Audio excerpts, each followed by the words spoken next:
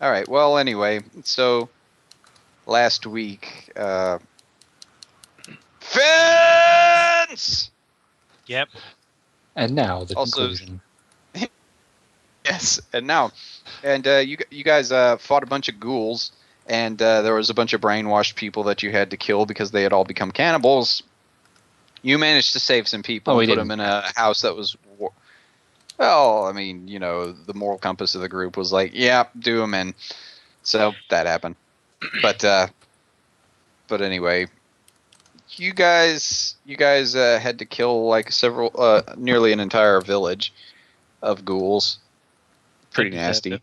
They And deserved now it. you're on your way. And now you guys have had your extended rest after getting your oxen into the barn and securing everything and making sure the people who were still alive and not brainwashed were safe. And now you're on your way down a very dark and scary path towards the house, the manor, if you will, the Innis Manor. Are you ready?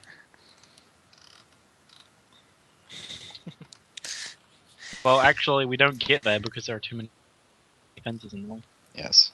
Desperado, why don't you come to your senses? You've been out riding fences for so long now. I don't know why, but I suddenly feel like we're gonna be in a early Resident Evil game, and our perspective is gonna suck ass at all times. Yeah. Wow, what a mansion! Stop! Don't open that door! You just start setting the view perceptive to corners of the room. Like Yes. only the corner of the room has perception on anything. Yeah. Like, you turn your sight off right now, mister. Tank, this is tank controls, baby. So we just have to move based on what the corner of the room can see. It's just like, Yeah. there's a zombie behind that corner, but why didn't I see him? Well, the camera didn't see it. Oh, You have to listen for it and then aim your gun in that direction. And wait for the fire several times into the void and wait for the thud. Oh, by the way, you can't aim like slightly to your left or right. You gotta like pivot your body. Yes. Yeah, it's like Zero Awakening says. Every time you guys open a door, you have to watch it very closely. Just like you're like 2 inches away from it as you go through it. Okay, so I guess we're walking up the creepy path that as a fog rolls in and Silent Hill music. Oh wait, that's a different campaign. Radio. What's that radio? All right. Well, there is a weird mist that is rolling in and has a weird tinge to it. so Meat flavored. are we actually on a map or? No, not yet. Okay, just making sure. I made a generic stealth check to be kind of quiet while I'm walking. Okay. All right. As you're walking, you go up to the front door, and the door is unlocked. Believe it or not. You mean Grungar doesn't have to climb up to the roof and then go in through like a third-story window? Oh, And then that's make his way to the entrance just so everyone else can get in? Well, we could have him scout ahead and do that. Does Matthias see perception anything check. interesting? Does he see anything interesting? Yeah, as a matter of fact, he does. There's like the mist that is surrounding this place is actually leaking from under the door. It's like Ew. steam. Someone left the oven on. I'm gonna do No, a religion. it's steam. It's not smoke. That's the thing.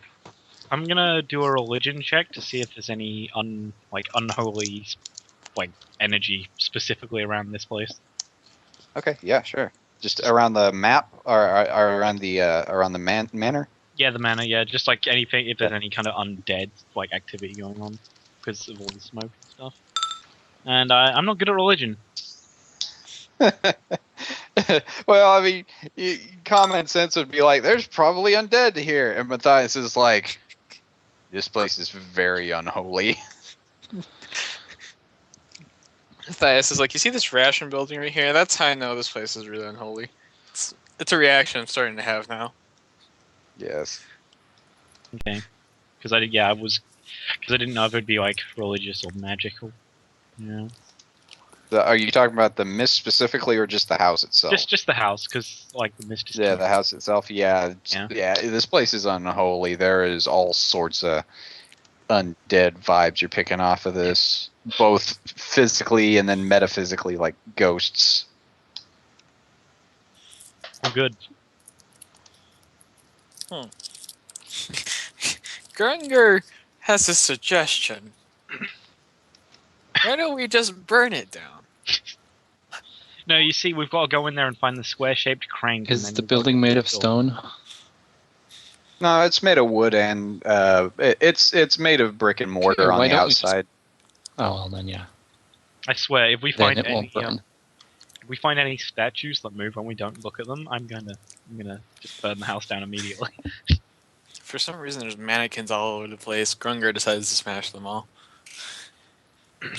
Does not put up with that.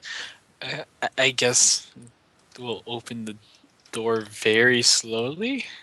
Okay, as you open the door, you instantly not really a backdraft, but you get a draft blast you in the face, and the door just swings wide open as this noxious plume comes out at you guys. Spooky. You're not really going to even get to save against this stuff. It is just everywhere. Mm-hmm. It doesn't do any damage to you though, but you guys, it's hard to breathe. It's really hard to see, and your eyes start going dark. Wait, were we all in front of the door? Yes. Oh god. You're all in the general direction of, and it just kind of spread everywhere. It was leaking. Yeah, out. the whole place was like pressurized with it. So what I'm gonna do is I'm gonna copy your tokens real quick. But your Well- eyes are going dark. It's like you're about to pass out. Well, we released the evil spirits from the house. Looks like they couldn't open the door, and then we leave. Well, done our job, guys. We've released another hellish being to this world, and yeah. Maybe we get Asmodeus to burn the house down. Tuckus rolls religion check on Asmodeus. Matthias rolls check. Should I be really bothered by this? Oh my god.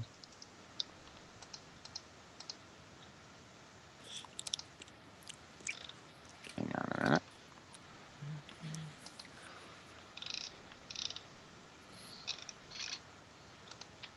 All right, I'm gonna get you. You guys actually pass out.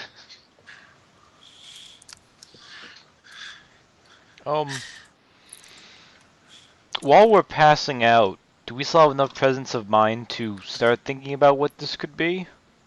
Or is it even too quick for a knowledge check? It was pretty quick. It's like you're strangling almost. Oh well. The mist just like wound up and Yeah. punched you in the side of the face, so you're just unconscious. Yeah. Pretty much. It worked its way into your lungs. Like it basically displaced the surrounding air. So yeah, you guys are passed out. Note to self. And you come to. Every time we open a door from now on, someone holds their breath. Remember this now. I say when we'll forget it in like 2 sessions. Yeah, hang on. Let me go ahead and make this map visible to players. Okay, let me just test this roll. This isn't gonna count at all. I just want to see if this works. Let's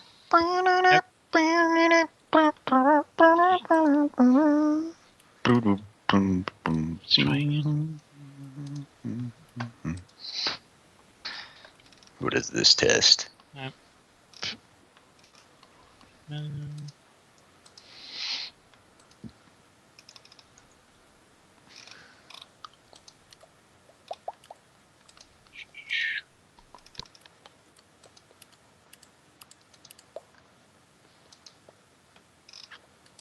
Right. Yeah, the place is called Innis Manor Level 1. May take a bit to load. It's actually a lower res map, but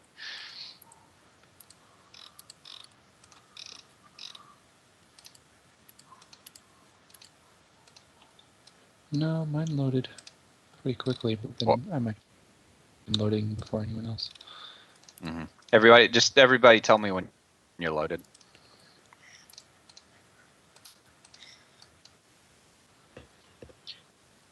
Let's try this. That's not the right one. Okay, well.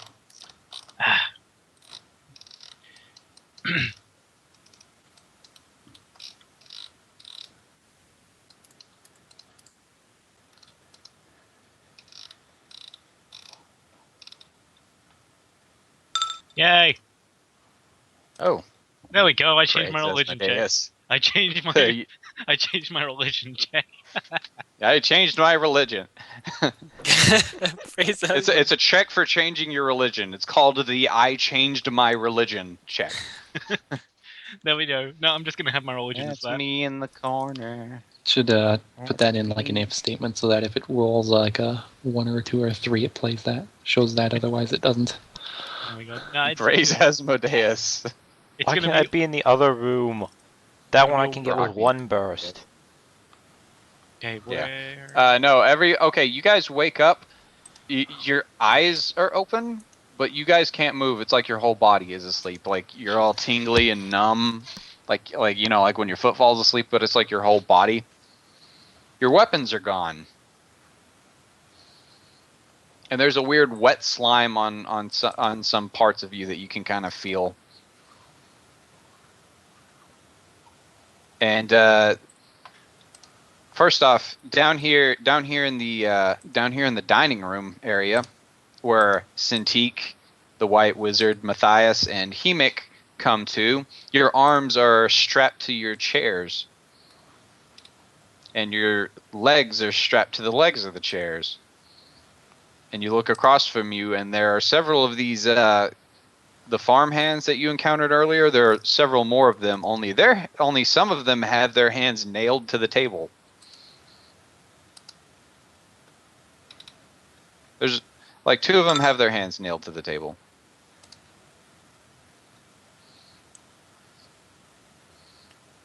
And if you look over to your left, there is a very ghoulish-looking woman. She's in very proper attire, but there's blood churning from her mouth. I'd like to note that I don't like the fact that Grungar and I are the only 2 in the room full of blood. No, you're up here. You're Yeah, I know, you're- that's no, blood. that's not blood. That's red carpet. That's Okay. just red carpet. That's red carpet. Don't worry. Okay, I'm unsettled by the fact that it's Grungar and I, the 2 Scourge guys. We're in the room full of creepy little girls. Considering the fact that we've been excluded from everyone else, I don't know if that's a good or bad thing.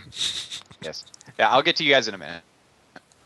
But I'll set up what's going on in there. There's a lot more that flavor to that room than just what you see there. Anyway, Mrs. Zinnis says, "Oh, I am so glad you were able to join us for dinner." And you guys can't actually talk even. It's like your throats are paralyzed. How about our And hands? she's like, yes. Our whole Can body I- is. Your hand, like you can't move any part of you are paralyzed. Okay. It's like a semi-permanent stun condition, you're.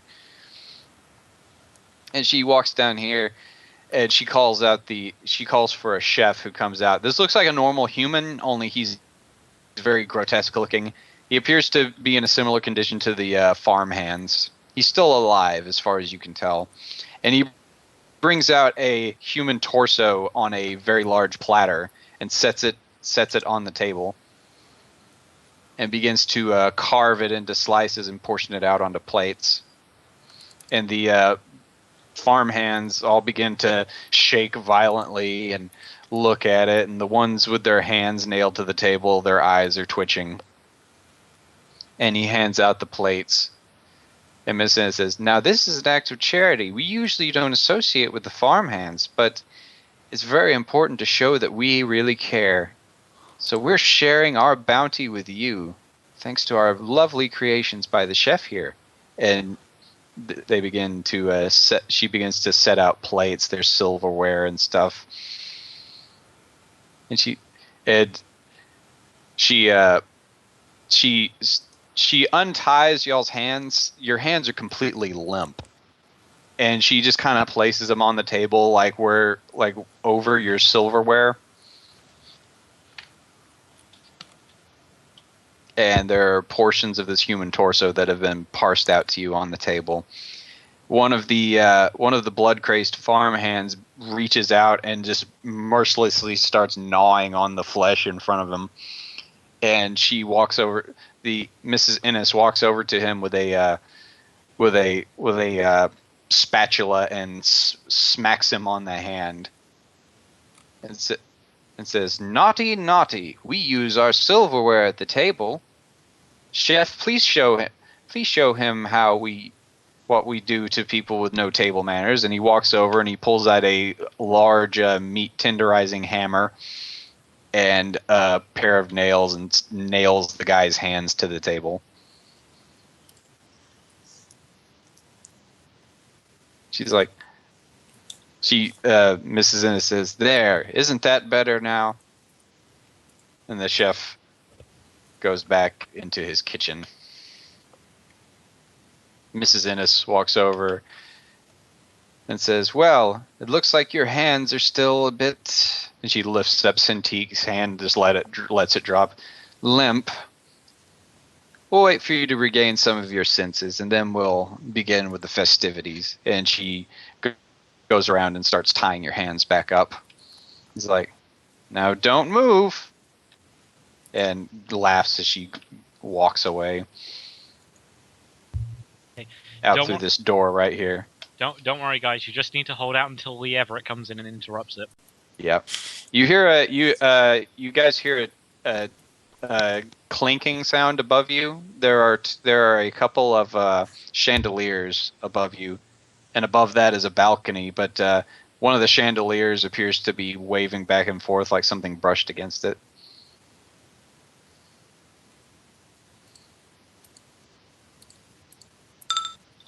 Holy crap. Ooh. Matthias, you see several mob ghouls actually eyeing you from the balcony. They're not making a move on you or anything. They're just, staring at you intently. Like they're just watching you. Meanwhile, Party 2. Yeah, Tarkus, Grungar, you guys come to. You're completely numb. And but you're moving around, which is weird. That's not good. Grungar and Tarkus, you are both in giant, frilly, what you think are bed sheets. Well, they're dressed up. I hate this. You are indeed dressed up and squatting over what appears to be a very small table with little cups in your hand. Are we on a stage? You guys are on a stage, and you have chains that are just wrapping you up in various places, and the chains are guiding your hands around, and your head is moving up and down. And when your head moves up and down because your jaw is completely slack, it makes it look like you're talking. I hate this place. I hate this place. You see a young lady. You see a young lady dictating your motions down here in the audience. She appears to have these chains animated by some means as she's just guiding her hands around like some sort of twisted conductor.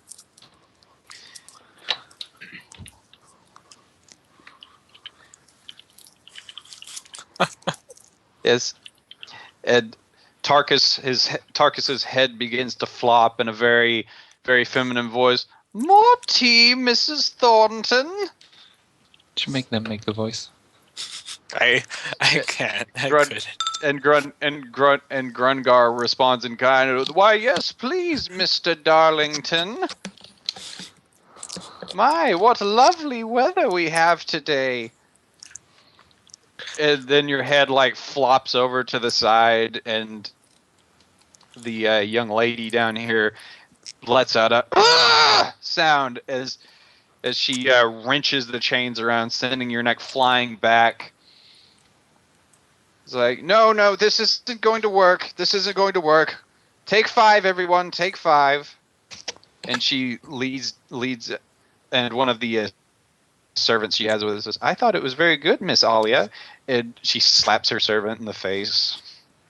It says, "No, no, it needs work. Do not patronize me." She's like, "Ugh, wonder when dinner's getting ready."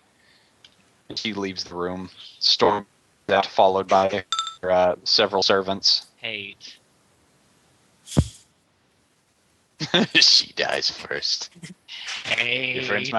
You die first. Your friends might get me in a rush, but not before I turn your head into a canoe. I don't know. I think it looks that looks quite fetching on you two. Yes, you guys' weapons are missing. The clothes And, are fine. the It's the fact that I was the girl. Yeah. Yes. Yes, but anyway, as she leaves the room, the chains actually go slack, and you guys fall to the floor. You were actually elevated a couple feet off the ground.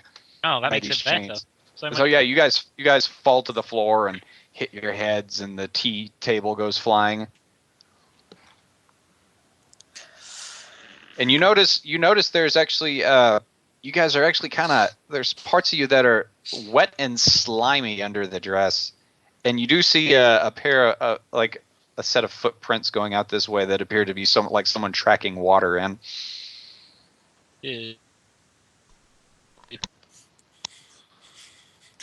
But Grungar,